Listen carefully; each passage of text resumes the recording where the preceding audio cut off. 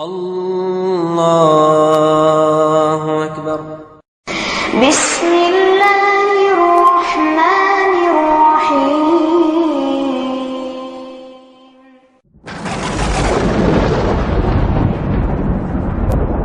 وضو کی فضیلت۔ وضو کیا ہے؟ وضو کس طرح کرنی چاہیے؟ وضو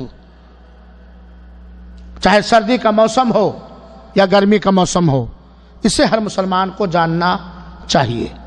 مکمل وضو کی فضیلت کیا ہے؟ بڑے خوش نصیب ہیں اللہ کے وہ نیک بندے جنہیں اللہ تعالیٰ کم سے کم دن اور رات میں 5 مرتبہ وضو کرنے کی توفیق دیتا ہے، موقع دیتا ہے۔ اس پر اللہ کا ہم حمد بیان کریں اور شکر ادا کریں۔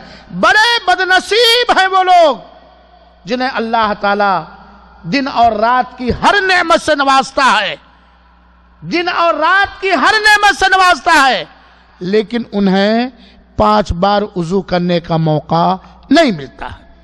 مکمل وضو کی فضیلت۔ حضرت ابو ہریرہ کہتے ہیں کہ اللہ کے رسول اکرم صلی اللہ علیہ وسلم نے فرمایا، کیا میں تمہیں وہ چیز نہ بتلا دوں جو خطاؤں کو مٹا دیتا ہے، گناہوں کو مٹا دیتا ہے، جس کے ذریعہ اللہ تعالیٰ رتبہ اور مقام اور حیثیت کو بڑھاتا ہے؟ صحابہ کرام نے کہا، قالوا بلا یا رسول اللہ، کیوں نہیں ہے اللہ کے رسول اکرم، ہمیں بتلائیے وہ عمل کون سا ہے، وہ کردار کون سا ہے کہ جس کے ذریعے سے اللہ تعالیٰ خطاؤں کو، غلطیوں کو معاف فرما دیتا ہے اور ہمارے رتبے کو بڑھا دیتا ہے؟ اللہ کے رسول نے فرمایا، اسباغ الوضوء علی المکارہ، تکلیف کے وقت مکمل وضو کرنا۔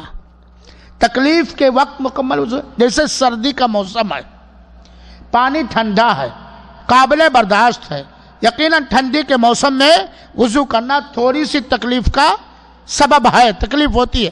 اس تکلیف کو برداشت کرتے ہوئے مکمل وضو کرنا، یعنی جسم کا وہ عضو جسے وضو میں 3 بار دھلنا چاہیے، رگڑ رگڑ کے مل مل کے انہیں 3 بار دھلنا۔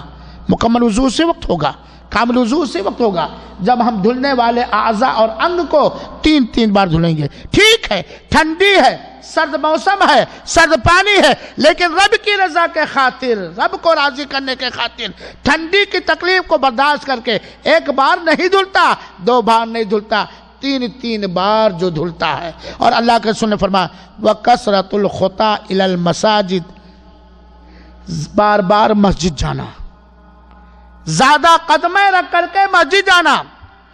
مسجد آنے کے لیے کس کا قدم زیادہ ہوگا؟ جو بار بار مسجد آئے گا۔